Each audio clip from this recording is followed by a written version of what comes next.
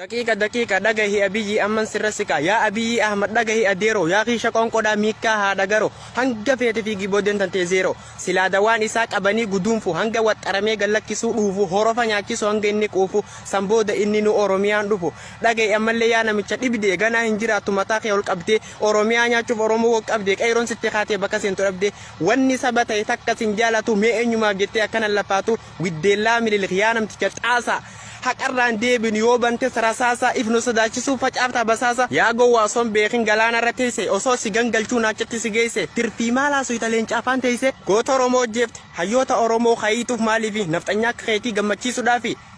mudhiin si haa cittuu gajjii akaafi silaa irfiif dullaan si duuba dhaabbatan laaftee yoo gachiifte duubaa si rukutan miidiyaa irra teessee jetta an sabboona yaa gowwaa akka loonii mee akkamsi goona boodee miidhabame ati dheedhi bargoo yoomuu nusiin jenna Abiyyi mastigoo